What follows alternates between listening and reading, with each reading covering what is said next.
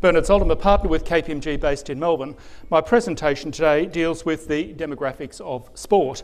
I have a simple proposition, and that proposition is that the Australia that you have known, the sporting community that you have known, the electorate that you might have known over the last 5 years, 10 years in Australia is a very different proposition to the Australia that you will know over the next 10 years. I think that we are at a break point, a pivot point, if you like, between what went behind and what lies ahead. What went behind is, of course, the baby boomer generation, the pre-GFC world. What lies ahead is a tougher world, I think, in many respects, with rising taxation, rising frugality, rising austerity, and a new series of generations, Generation X, Generation Y, and whatever lies beyond.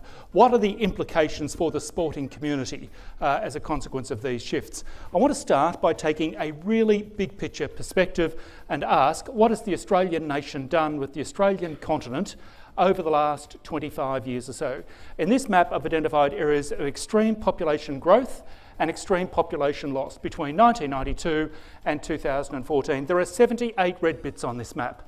These are places where there has been population loss of 1% or more each and every year for 22 consecutive years. As a nation, as a generation, we are saying we don't live in the red bits, we live in the blue bits, and the blue bits substantially are on the coast. This is the great sea change shift, the lifestyle shift, if you like. The only blue bit in inland Australia of any substance is this bit in outback South Australia, which is in fact the Woomera Detention Centre, so I wouldn't get too excited about the opportunities out there. Actually, the red bit in the middle of the blue bit is the Maralinga nuclear testing site for the 1950s. My observation is high altitude demographics. If this was the only piece of evidence you had to discern the values, the behaviour, the priorities of the Australian people, what could you say? And you would say, well, these people are obviously obsessed with lifestyle, up the coast or down the coast, sea change, beach lifestyle. This is a lifestyle-obsessed people, this is a sporting-obsessed people. We are retreating from the interior. How do you deliver in the Wimmera, in the Mallee, in the Eyre Peninsula, in the upper and lower Great Southern, those great red bits of Australia? How do you deliver policing services, education services, health services, recreational services in a community that is continually declining, that is continually yielding and conceding its youth to the capital city? These are great challenges for rural and regional Australia, and particularly in those red bits. But the bottom line here is that we are a lifestyle, activity-based, sea-based, water-based, lifestyle-based people, and it applies in every capital city. Let's bring it down to South Australia and look at the number of people added to this state over 50 years. It's 1982 on the left, and I've projected out to 2032 on the right. There are three components to population growth in the state of South Australia, or any state. There's the blue bit at the bottom, that's the level of natural increase, the excess of births over deaths. And this, I suppose, is the youthification. Are you actually generating more young people than old people are dying? And of course, you can see it's around about 7,000, 8,000, 9,000 people per year added to this state through natural increase. So there's a very strong birth rate, you would say, and really it hasn't changed that much in 25 or 30 years. Yes, there's been a slight increase in the birth rate, but generally the birth rate is not the thing that changes that much over time. There is a strong demand for youth sport, I suppose, would you say. The bit at the top is the level of overseas immigration. And this has profoundly changed the demographics of South Australia and of Adelaide over recent years. And if you look at these figures, you can see that the number of people coming in from overseas into South Australia is maybe 5,000 people per year in the 80s and the 90s, down to about 2,000, and then absolutely cut loose, about 2007, 8, 9 or so, and still very high. Very high demographic of people coming in from overseas, and we'll see where those demographics are at the moment. Drives building, construction, finance, retail. It absolutely underpins, in my view, business confidence. There are issues around integration. How might you integrate these new people into the community at a far greater level than has ever occurred in the state of South Australia? That, to me, and sport, recreation, would be one of those mechanisms by which you would do that. And then, of course, the grey bit at the bottom is the level of interstate migration. That is, South Australians leaving the state at a greater rate than Australians from other states coming into South Australia. And you see an outpouring here, 92 through to about 97. It's like an echo effect from the collapse of the state bank. And I don't think anyone in Adelaide, in South Australia, here today who would not know someone, a family, who 20 years ago left the state as a consequence of that. And then, of course, it's sort of stabilised, but it's still there. You actually find that the same thing in New South Wales. New South Wales also has this permanent level of interstate migration, largely to Queensland. So South Australia is very much like New South Wales, but it's the black line that I think is important. It shows you the number of people added to the state, and it's around about 15,000 people per year. Then after the state bank collapse, it drops to about 5,000 people per year in the mid-1990s. If you're a tradie, a builder, electrician, a carpenter, a home builder in Adelaide in the mid-1990s, there's only 5,000 people per year added to the state, then the situation was dire. And then, of course, you see it absolutely explodes, and we're back up to 20,000 people per year. Yeah, I get it about manufacturing. I get it about that in South Australia. The problem with the issue here is that it has in fact dropped, and it's dropped a little bit to maybe 16,000, 17,000. And of course there's this feeling, I think, in South Australia that, well, everything's slowing down. Well, it is slowing down from 20,000 people per year to 17,000 people per year. It is still 3 times more growth than was at the depths of the 1990s. We're not even anywhere near that space in history. So building, construction, retail, finance would be businesses to be in this state. And if you look at the forecast, certainly the expectation is for a much stronger rate of growth. So integrating new communities into the state of South Australia, I would think, would be a social cohesion issue and opportunity in this state. Let's have a look at the tribes of South Australia and look at the top 10 ethnicities. And so South Australia has around about 1.4, 1.5 million people. 122,000 were born in Britain. 10-pound poms that arrived here in the 1950s. Then, of course, you have the Italians, 21,000 Italians. These are people who were actually born in Italy. People of Italian extraction with Italian parentage would be much higher, 2 or 3 times higher. Then the Indians, about 20,000 or less Chinese, about 13,000 New Zealanders. Vietnamese, Germans, Greeks, Filipinos, and in fact that figure is not right with the Filipinos. It's around about 10,000 Filipinos in South Australia. When you look at these figures, I never see figures. I see an Anglo, Mediterranean, Asian, Indian and rising Arabic fusion culture. When the Greeks, the Italians arrived here in the 1950s, we regarded their food as wog food. By the 1990s, we realised, actually, your food is better than our food. By the 1980s, we're eating out on the pavement as they did the piazza, the plaza. It took us 30 years, but ultimately there was a fusion culture that took effect. I think the first seeds of that, I'm based in Melbourne, was when I saw Italian names popping up in the AFL, and Robert Domenico was certainly one of those. And then, since then, there's been names like Koutafidis or whatever. And all of a sudden, not only was there a culinary fusion, but a sporting fusion, if you like. The Anglo population base shifted to embrace Mediterranean culture, and the Mediterranean migrants embraced Australian culture, if you like. It was a genuine fusion. When men and women meet each other today in a social situation, they'll kiss each other on the cheek. That is a continental affectation that we have absorbed over 30 or 40 years. I think that culinary impacts, affectations, lifestyle. Who had heard of al fresco dining 5 years ago or 10 years ago? It's a Mediterranean outdoor lifestyle, if you like, that we have embraced as a consequence, I think, of these strong influences. Does this mean that in the future we'll see stronger Indian and Chinese and Arabic influence on Australian culture and perhaps in Australian sport? Who had heard of quinoa 5 years ago? It's an Arabic, who knew how to pronounce quinoa 5 years ago or spell it? It's an Arabic grain. I think Australia's an extraordinarily tolerant, absorbent culture. And it took us 30 years to absorb the Italians and the Greeks. And now we measure social sophistication through our palate and our sense of design. And I think increasingly through the sporting field. I think the Sudanese and the Somalians, you would actually say, are probably next likely to have an impact, certainly in Australian sport. These are the top 10 tribes of South Australia. I have written about other tribes. Here are the other tribes of South Australia. The first one are the pumpkins, P-U-M-C-I-N-S. I suspect that everyone here is a bit of a pumpkin. It stands for the professional urban middle class in nice suburbs. You can tell pumpkin men on a weekend, they wear polo shirts, chinos and boat shoes. And you can tell if you come from a pumpkin household if there's goat's cheese in the fridge. I have this theory that all our capital cities have what is known as a goat's cheese curtain. It's about 5 kilometres out from the CBD and either inside or outside the goat's cheese curtain.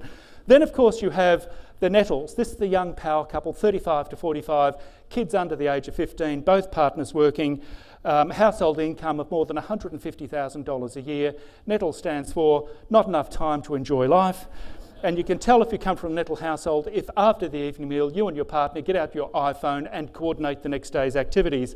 And if you email the schedule to your nanny, then you're an Uber Nettle. I have seen that done. Then you have my personal favourite of the Kippers. These are the young 20-somethings that live at home with mum and dad in their 50s. K-I-P-P-E-R-S, kids in parents' pockets, eroding retirement savings. And then, of course, everyone knows some Lombards, L-O-M-B-A-R-D-S. Lots of money, but a real dickhead. Let's bring it down to the census. And I'm very, very pleased to say that the Australian census has been saved and will run ahead next year. Here's some of the information you can actually get from the census. We have a census every 5 years. We ask 62 questions. The Americans have a census every 10 years. They ask 12 questions. 62 questions. One of the questions was, did you volunteer over the last 12 months? 19% of the population said, yep, they did. They volunteered. Might have been to school, tuck shop or little athletics or whatever it is. But if you go to the Adelaide suburb of Birdwood, is that up in the hills, I think, somewhere? It is 34%. The highest I've ever seen of any community. This goes to the measure of social cohesion, if you like, civic mindedness. And the highest I've ever seen is, in fact, 48% in the Victorian town of Charlton. Places like Jamestown, up in the wheat belt, north of Adelaide, have around about 45%.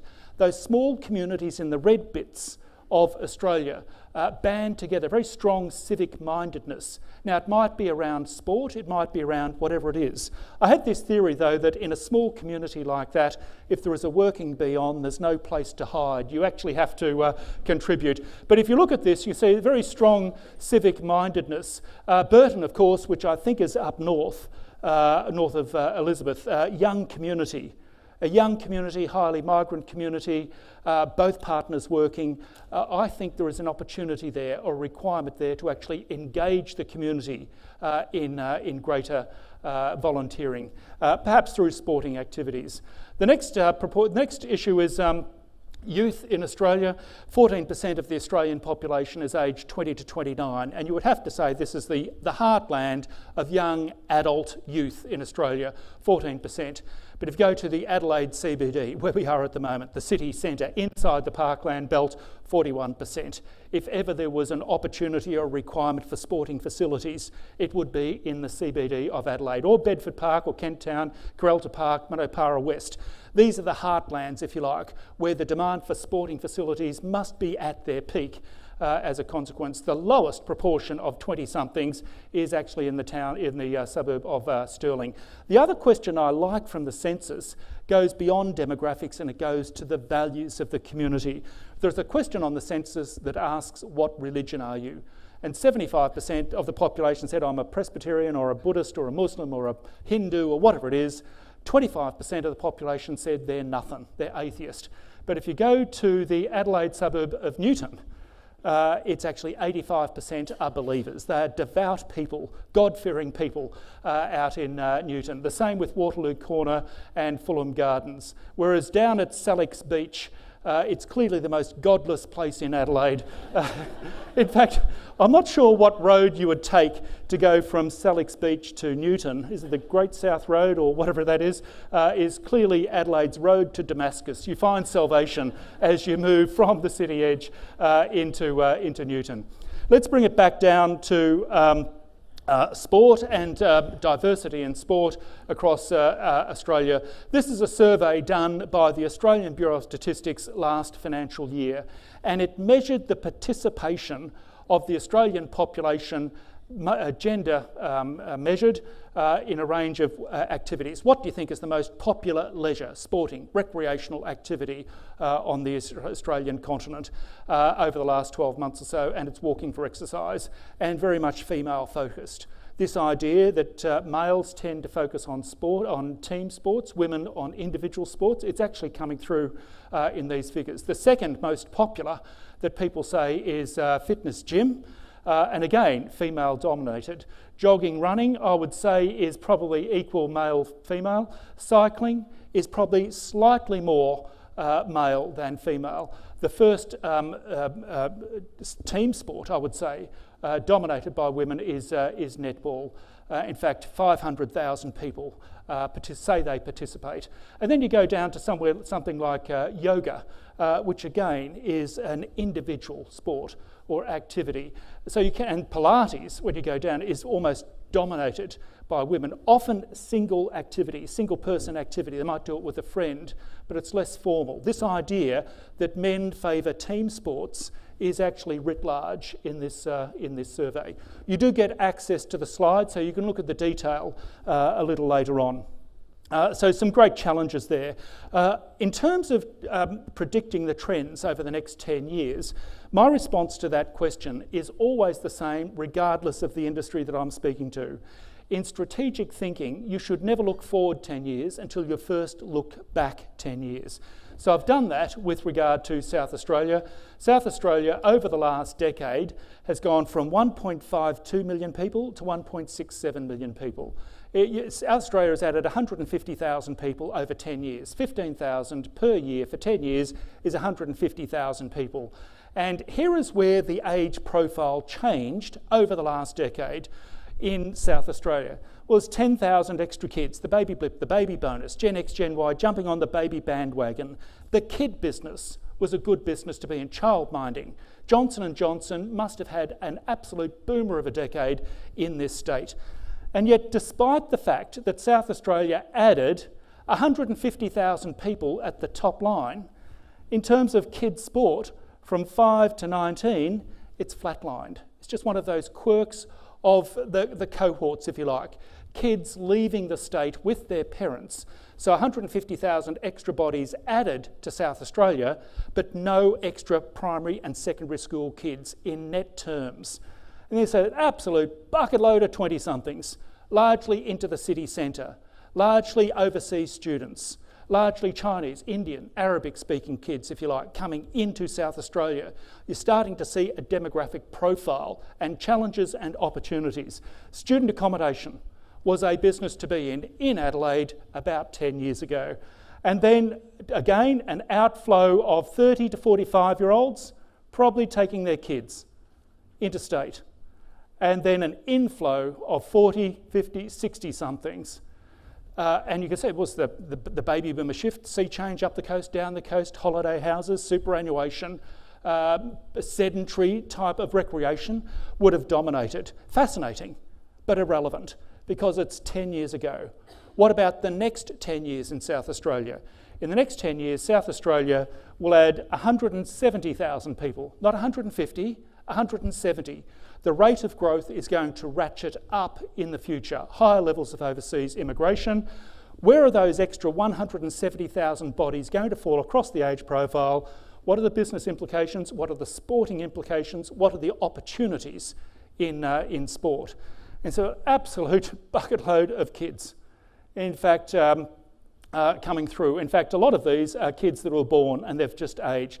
Secondary school, primary school, sports activities. Minister, we need more money for primary school and secondary sports. The demographics show that the flatlining of the last 10 years is going to change. And remember that student accommodation business that you bought 10 years ago? Get the hell out of it in 2010 because the demographics have shifted into the 30-somethings. What do 30-somethings want? They want affordable housing. And also, I suppose, a different level of sporting engagement. The idea with demographics is to identify where the opportunities are. It's up to your business acumen to say, you know, if there's a huge influx of 30-somethings into this state, either from interstate or from the 20-something cohort last decade, here is an opportunity in business. And then, of course, the baby boomers moving from their 60s into early active retirement. It's not old people, it's not aged care. That's a movement for the late 2020s. In business, you can bleed to death waiting for the demographic to arrive. What is ascendant right now? And what is ascendant right now is primary school and secondary school kids. What is ascendant right now is 30-something population. And what is ascendant now is this late 60 and 70-something. And it's a more sedentary environment, if you like. It's not just sporting activities. Can these people be umpires? Can they volunteers? Can they be supporters? Can they be funders? What is the basis upon which you can harness that goodwill of baby boomers moving into their 60s and 70s? Even if they're not active, how can they actually be engaged? They could be grandparents taking their grandkids to a sporting facility. Every one of these represents a business opportunity going forward. Let's have a look at the way in which the life cycle has changed in Australia over the last 80 years. 80 years ago, life expectancy in Australia, the average Australian lived for 63 years. You qualified for the age pension at 65, so you promptly dropped dead 2 years before you got a pension back in 1934. The other thing to note is that in 1934, you're a child for 14 years and then you're an adult. The life form we now know as a teenager did not exist in 1934. Childhood, adulthood, old age and death. That's the way it worked 80 years ago. And you're an old person at 51 or 52. If you're unhappy in your relationship as a 51-year-old in 1934, you'd think, well, you know, what's the point? I'm going to be dead in 10 years' time. I might as well just wait it out.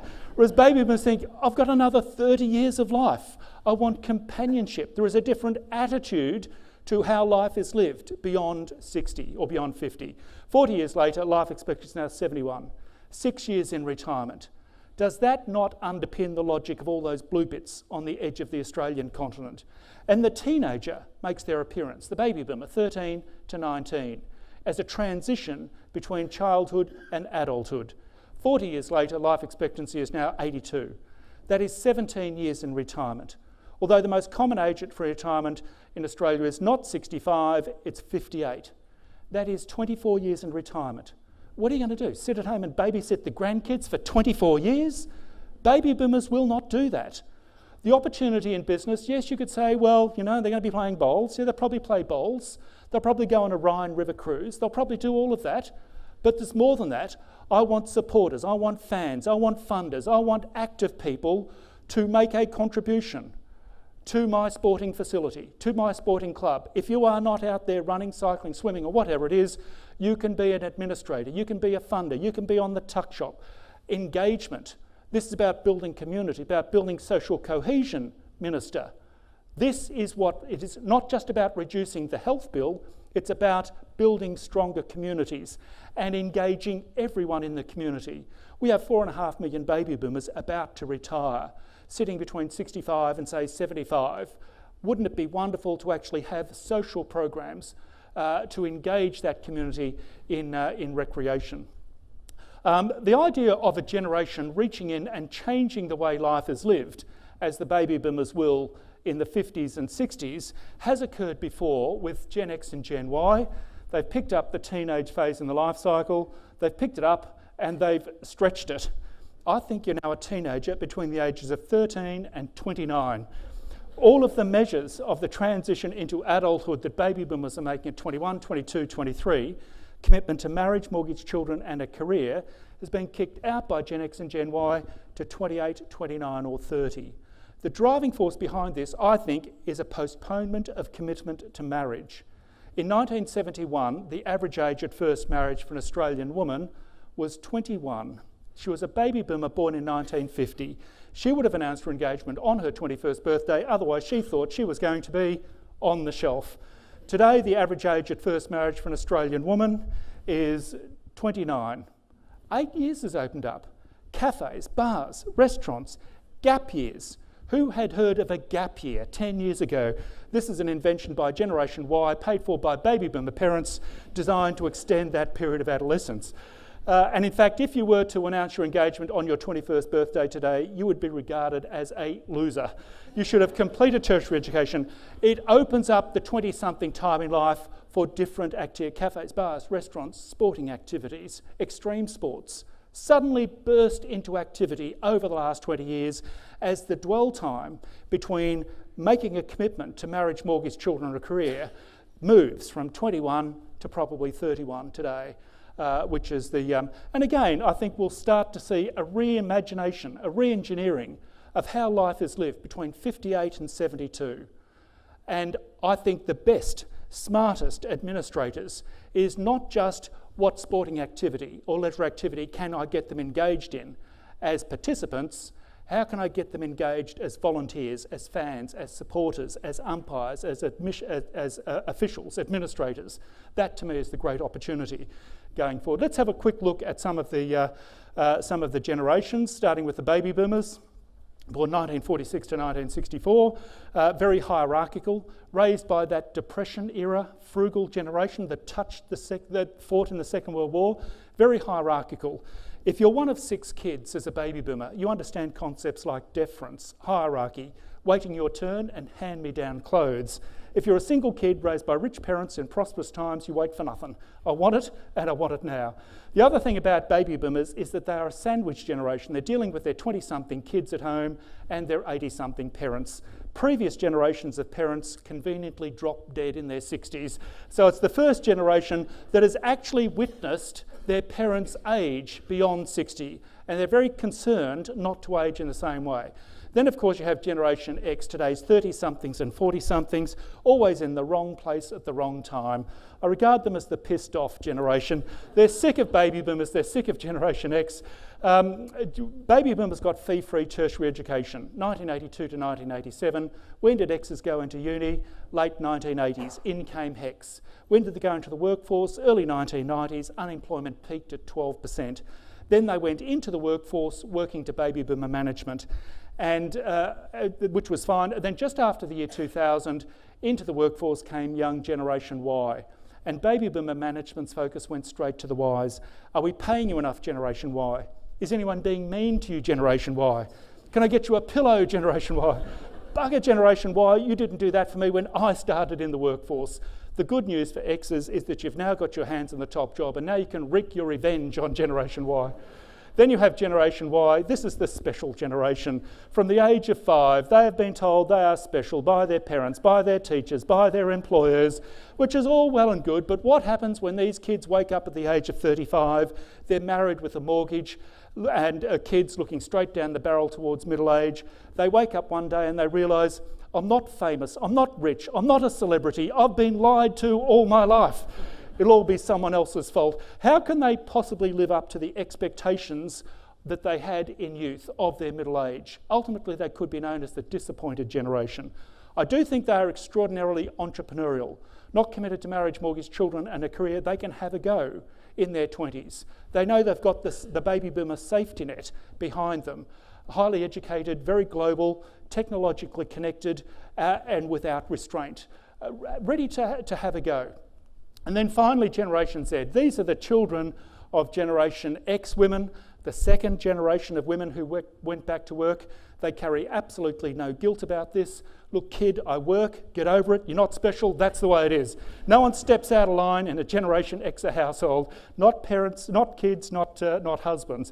And in fact, this of course creates the view that the Generation Y is the entrepreneurial generation, the creative, almost like a Peter Pan generation, raised to adulthood in an era of unfettered prosperity. Whereas Generation Z, raised to adulthood in an era post-GFC, rising taxation, rising austerity, the fixes perhaps that will come along in the 2020s. I might just move on to the final slides and make the point that I think sport delivers social cohesion. It's not about just finding which demographics are growing, although that is important. It's primary school, it's secondary school, it's 30-somethings, late 60-somethings and 70-somethings. It's not just about finding where the pressure points will be. It's also about social engagement. And in my view, the best sporting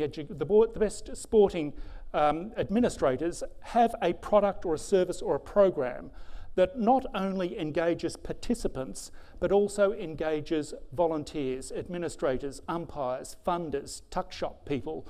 It actually builds social cohesion, and that argument, I think, needs to be put fairly and firmly to the political levels.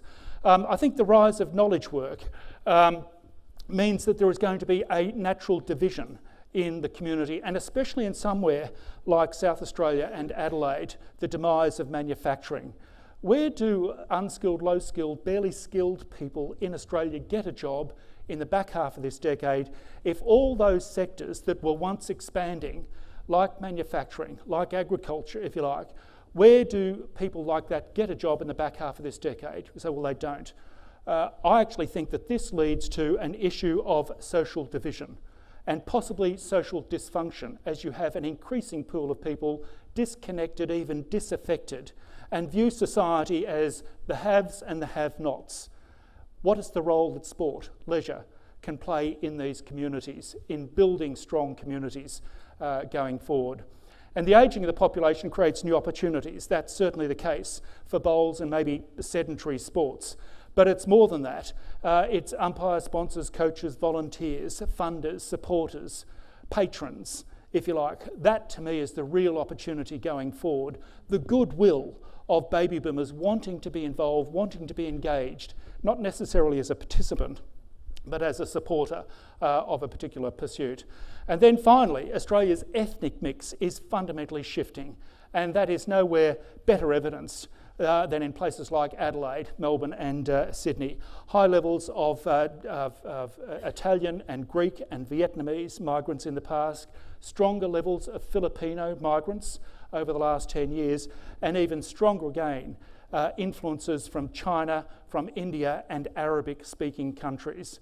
What is the role that sporting organisations and volunteer organisations can play in binding that community together?